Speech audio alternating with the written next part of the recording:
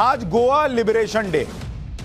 आज के ही दिन 19 दिसंबर 1961 को भारतीय सेना ने 36 घंटे गोवा में पुर्तगालियों के 450 साल के शासन को उखाड़ दिया और गोवा का भारत में विलय हुआ। लेकिन आप सोचिए, जो काम 36 घंटे में हो गया, उसको होने में आजाद भारत में इतने साल क्यों लगे? नेहरू ने जो गलती कश्मीर के मामले में की, वही गलती गोवा के मामले में की, क्योंकि इसी से भारत की आजादी के बाद गोवा को विलय में 14 साल लग गए। सोचिए, जो काम 36 घंटे में हुआ, वो 14 साल अटका रहा। किसकी वजह से? गोवा का इतिहास थोड़ा सा सुनिए, फिर बताऊंगा इसमें आरएसएस और संघ कहां से आते हैं। सन 1510 में गोवा पुर्तगाल की कॉलोनी बना थी, जब पुर्तगाली एडमिरल अल्फांसो डी अल्बुक्वेर्क्यू ने बीजापुर के सुल्तान की फौज को हरा दिया। तब पुर्तगाली यहां आ गए। 1510 में पुर्तगाली कॉलोनी बनने के 450 साल तक गोवा पर पुर्तगालियों का ही राज चलता रहा। यहां तक कि अंग्रेजी शासन के दौरान भी पुर्तगालियों ने गोवा नहीं छोड़ा। 1947 में जब देश आजाद हुआ, तो भी पुर्तगालियों ने गोवा को भारत में जोड़ने से, आजाद भारत से बातचीत करने से भी मना कर दिया कि नहीं, हम नहीं आएंगे भारत में। कहा जाता है नेहरू चाहते थे कि गोवा का विलय डिप्लोमेटिक तरीके से बातचीत के जरिए किया जाए, लेकिन पुर्तगाली इसके लिए भी तैयार नहीं थे। अरे भाई, जब दिख रहा नहीं तैयार थे, तो जो काम 14 साल बाद किया वो तभी निपटा देना था। लेकिन नहीं, वेट चल रहा था, वेट। इसके बीच पुर्तगाल 1949 में नॉर्थ अटलांटिक ट्रीटी ऑर्गेनाइजेशन, जो नेटो सुनते हैं, उसकी स्थापना के साथ ही उसमें शामिल हो गया, जिससे नेहरू और बैकफुट पर चले गए। क्योंकि नेटो देश में शामिल हो गया, तो भाई नेटो देशों का समर्थन की बात आ गई। आखिरकार 1961 में भारत सरकार ने ऐलान किया कि वो गोवा को भारत में शामिल करके रहेंगे, फिर चाहे बातचीत से हो या फिर युद्ध से। दिसंबर 1961 में भारतीय सेना ने ऑपरेशन विजय के नाम से सैन्य अभियान चलाया और पुर्तगालियों से गोवा का अधिकार लेकर भारत में विलय करवाया। यानी जैसे कश्मीर में नेहरू को आखिरकार सेना भेजनी पड़ी, वैसे ही गोवा में नेहरू को सेना भेजनी पड़ी। लेकिन नेहरू जी को यह समझने में 14 साल लग गए। इस मामले में हम किस्मत वाले रहे कि गोवा 14 साल बाद भी भारत के कब्जे में आ गया, भारत के पास आ गया। लेकिन कश्मीर का एक हिस्सा अवैध रूप से आज भी पाकिस्तान के पास है, पीओके जिसको कहते हैं, नेहरू जी की मेहरबानी से, उस वक्त के फैसलों की मेहरबानी से। आज मैं आपको बताऊंगा कि कैसे नेहरू ने जो राज्य लगभग भुला दिया था, गोवा, नेहरू ने जो राज्य लगभग गंवा दिया था, वो राज्य आरएसएस के आंदोलन से कैसे नेहरू के फोकस में आया, आज आपको सुनना चाहिए। लेकिन उससे पहले आप कांग्रेस के अध्यक्ष मल्लिकार्जुन खड़गे को सुनिए, जो ये कहना चाहते हैं कि आजादी दिलाने में सिर्फ कांग्रेस का कॉपीराइट है। कांग्रेस के नेताओं ने ही सारी कुर्बानियां दी हैं। एक बार उनको सुनिए, फिर आरएसएस ने गोवा के लिए क्या किया वो सुनाऊंगा। देश को आजादी दिलाई है और देश के एकता के लिए श्रीमती इंदिरा गांधी जी अपनी जान कुर्बान करी है। राजीव गांधी जी अपने जान दिए इस देश के एकता के लिए। तो ये सब हमने किया, हमने अपनी जान दी, हमारे पार्टी के नेताओं ने जान दिया। तुम क्या किए? आपके घर में कोई देश के लिए कुत्ता तो मरा है? क्या कोई तो कुर्बानी दी है? नहीं। लेकिन फिर भी वो देशभक्त, और हम कुछ भी बोलेंगे तो देशद्रोही।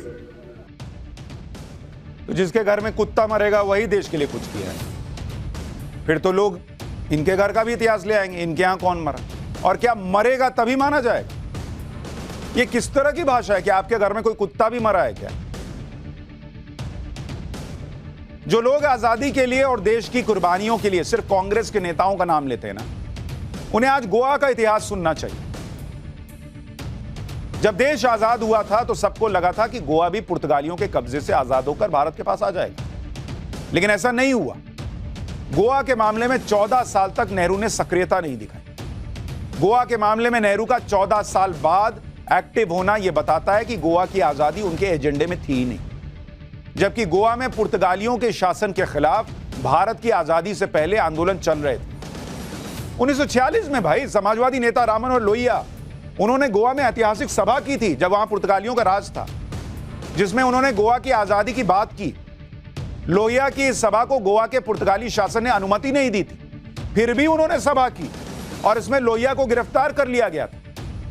यानी लोहिया चाहते थे ना कि गोवा भारत के साथ आए, गोवा को आजाद कराने की बात चल रही थी। फिर नेहरू 14 साल तक गोवा को कैसे रहने दिए पुर्तगालियों के साथ?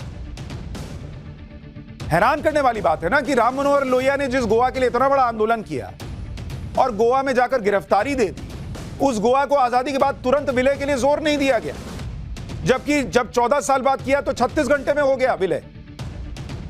भारत को आजादी मिले 8 साल गुजर चुके। अब इतिहास सुनिए जरा। 1947 से 1954 आ गया था, लेकिन गोवा को पुर्तगाल के कब्जे से छुड़ाने के लिए तत्कालीन प्रधानमंत्री जवाहरलाल नेहरू कोई बड़ा कदम उठाते नजर नहीं आ रहे थे और करीब 8-9 साल तक गोवा के विलय का मामला ठंडे बस्ते में रहा। अगर इसमें किसी ने जोर दिया और गोवा की मुक्ति के लिए बड़ा आंदोलन किया तो वो है राष्ट्रीय स्वयंसेवक संघ यानी आरएसएस, जिसने गोवा मुक्ति आंदोलन की व्यापक रणनीति बनाई। जो कह रहे थे ना कि आपके यहां कुत्ता भी मरा है, आपने आजादी के लिए क्या किया है, सुनिए। वो आजाद भारत का वो राज्य जो आरएसएस ने मुहिम चलाकर आजाद कराया और नेहरू को ध्यान दिलाया कि बॉस इसके बारे में सोचिए। 1954 में आरएसएस के बड़े नेता जयंत राव तिलक की अध्यक्षता में पुणे में बड़ी बैठक हुई। इसी बैठक में गोवा विमोचन समिति का गठन किया गया। नारा दिया गया, गोवा को पुर्तगाल से आजादी हिंदुस्तान के नौजवान दिलाएंगे। इसी के बाद गोवा की आजादी के लिए देश भर में संघ की बैठकें शुरू हो गई। मतलब सरकार से उम्मीद छोड़ दी, नेहरू जी से उम्मीद छोड़ दी, कहा हम लड़ाई लड़ेंगे। आरएसएस की बैठकों के बाद यह निर्णय लिया गया कि संघ के स्वयंसेवक गोवा जाकर और गोवा की मुक्ति के लिए आंदोलन करेंगे। 13 जून 1955 को गोवा की मुक्ति का आह्वान संघ और भारतीय जनसंघ के नेता जगन्नाथ राव जोशी ने किया। कर्नाटक केसरी के नाम से मशहूर जगन्नाथ राव जोशी ने अपने 3000 स्वयंसेवकों के साथ गोवा बॉर्डर की तरफ कूच किया। गोवा की मुक्ति के लिए संघ का यह एक बड़ा आंदोलन था, जिसमें महिलाओं ने भी बड़ी भूमिका निभाई थी। गोवा पहुंचने पर इन सत्याग्रहियों पर पुर्तगाल शासन ने लाठियां चलाई और गोलियां बरसाई, लेकिन आरएसएस के सत्याग्रही पीछे नहीं हटे। अब तक आंदोलनकारियों के कई छोटे छोटे ग्रुप भी गोवा मुक्ति आंदोलन का हिस्सा बन चुके थे, लेकिन जितने भी आंदोलनकारी ग्रुप थे उनमें संघ के सत्याग्रहियों की संख्या दूसरों से करीब 4 गुना ज्यादा थी। सिर्फ 2 महीने के भीतर संघ के जगन्नाथ राव जोशी, जिनकी फोटो आप देख रहे हैं, विनायक राव आप्टे जैसे नेताओं के नेतृत्व में गोवा मुक्ति आंदोलन बहुत बड़ा आकार ले चुका था, जो सीधे तौर पर पुर्तगाल शासन को चुनौती दे रहा था। नेहरू नहीं दे रहे थे, संघ और आरएसएस दे रहे थे पुर्तगाल को चुनौती कि गोवा भी भारत का हिस्सा है। इसमें एक अहम भूमिका संघ की राष्ट्रीय सेविका समिति की महिला सत्याग्रहियों की थी। जो लोग बताते हैं ना कि संघ में महिलाएं कहां, गोवा के लिए लड़ाई लड़ रही थी महिला सत्याग्रही, जिनका नेतृत्व सरस्वती आप्टे ताई कर रही थी। 15 अगस्त 1955 को 5000 से ज्यादा सत्याग्रही गोवा में पुर्तगाल शासन के खिलाफ आंदोलन कर रहे थे, जिनके ऊपर पुर्तगाल की सेना ने फायरिंग शुरू कर दी। इस गोली कांड में 51 सत्याग्रही शहीद हुए, 300 से ज्यादा सत्याग्रही घायल हो गए। गोवा में निहत्थे स्वयंसेवकों का प्रदर्शन 3 महीने तक चला। पुर्तगाल पुलिस की लाठियां उन पर बरसती रहीं। 15 अगस्त 1955 को फायरिंग भी की गई। पुर्तगालियों की पहली गोली सीने पर जिसने खाई वो थे राजा भाऊ महाकाल। राजा भाऊ महाकाल उज्जैन के रहने वाले थे। वो इंदौर से स्वयंसेवकों को जुटाकर गोवा आए थे और वो इस जत्थे में तिरंगा लिए सबसे आगे थे। पुर्तगाली पुलिस की 3 गोलियां उनके माथे पर लगी, फिर भी तिरंगा उन्होंने हाथ से नहीं छोड़ा और आगे बढ़ते रहे। उनकी वीरता देखकर साथी आंदोलनकारी भी गोलियां खाते हुए आगे बढ़ते रहे, कोई पीछे नहीं हटा। आजाद भारत में गोवा को आजाद दिलाने के लिए यह संघ लड़ाई लड़ रहा था, आरएसएस लड़ाई लड़ रहा था, लेकिन यह इतिहास आपको बताया नहीं जाता। जबकि यह लड़ाई किसको लड़नी थी? उन नेहरू को लड़नी थी जिनके पास देश से गोवा को जोड़ने का नेतृत्व था। पर वो 14 साल नहीं कर पाए।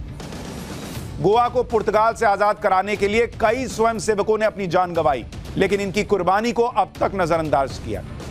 अभी जब आजादी का अमृत महोत्सव चल रहा है, तो मोदी सरकार ने आजादी के अमृत महोत्सव में इन लोगों के योगदान को न सिर्फ याद किया, बल्कि उनकी ऐसे वीर सपूतों की तस्वीर के साथ जानकारी भी दी, ताकि लोग इनके बारे में जान सकें।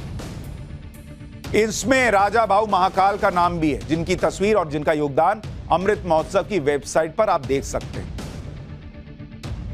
एक बात और जो सोचने वाली है कि जब 15 अगस्त 1955 को गोवा की आजादी की मांग कर रहे संघ के लोगों पर गोलियां चली, 51 आंदोलनकारी शहीद हो गए, 300 से ज्यादा घायल हुए, तब भी तत्कालीन प्रधानमंत्री नेहरू ने गोवा को पुर्तगाल के कब्जे से मुक्त कराने के लिए सैन्य अभियान का फैसला क्यों नहीं किया?